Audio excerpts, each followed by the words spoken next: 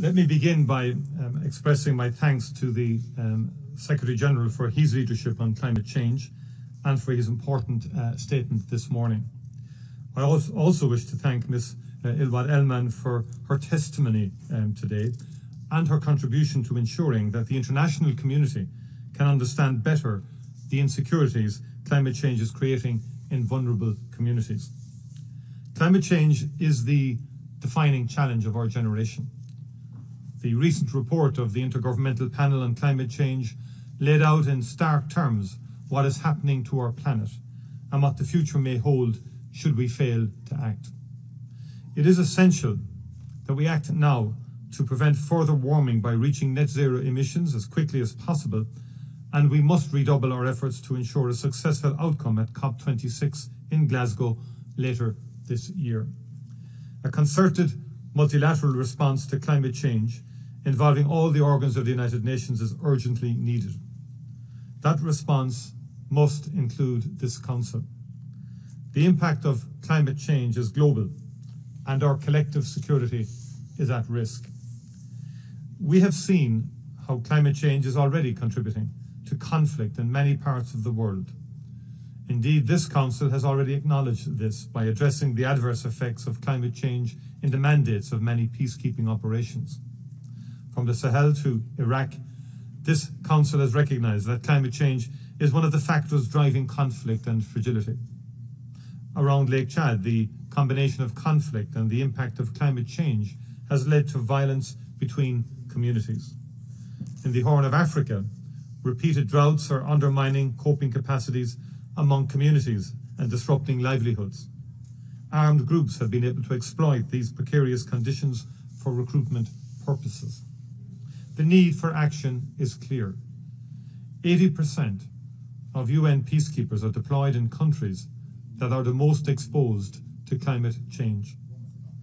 Our peacekeepers and civilian staff are already dealing with climate-related security risks in their activities. If they are to be effective and deliver on the mandates that this Council has given to them, we must also give them the necessary supports and tools to operate in these challenging environments. Friends, the instability which is being driven by the adverse effects of climate change is being felt across the globe. In Europe, in Africa, in Latin America and the Caribbean, in the Middle East, in South Asia, and in many of the world's small island developing states. The link between climate and instability has been recognised by the African Union, the European Union, and the Pacific Islands Forum. Sea level rise, displacement, and competition over resources are contributing to tensions. This morning's briefings give us a clear message. If the Security Council is to meet its responsibility to maintain international peace and security, it must have the information and tools to analyse and address climate-related security risks. Friends, an informal expert group of members of the Security Council has convened since 2020 to support the Council's work on climate and security.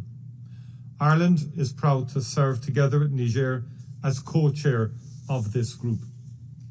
This group provides a platform for members of the Security Council to hear how we can integrate climate-related security risks into our conflict prevention, peacekeeping, conflict resolution and post-conflict stabilisation work. The group provides data and evidence to inform future action by the Council. Ireland is also an active member of the wider group of Friends on Climate and Security. With a membership now of almost 60 countries from around the world, this further illustrates the priority placed on this issue by the United Nations membership. Friends, the mandate of this Council is to consider threats to international peace and security. We must move past theoretical debates and respond to the reality that climate change is exacerbating conflict globally. This Council can and must do more. It has the mandate and it has the tools. A failure to use them is an abdication of our responsibility. I know there are differing perspectives around this table, but I also believe the time has come for this Council to work together to identify how we can most appropriately integrate climate-related security risks into the work we do to prevent conflict and to build peace. We must better understand the interplay between climate change and the country and regional situations on the Council's agenda. To help us do so, we should invite the Secretary-General to submit a periodic report to the Security Council on how climate change is threatening the maintenance of international peace and security.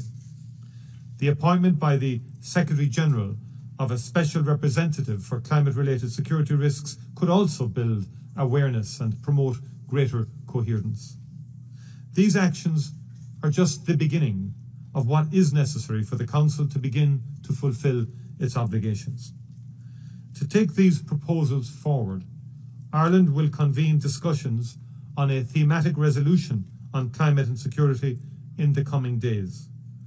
I ask today that all members of the Council engage constructively on this resolution. People affected by climate change-driven conflict depend on this Council for leadership. The international community is looking to us for guidance.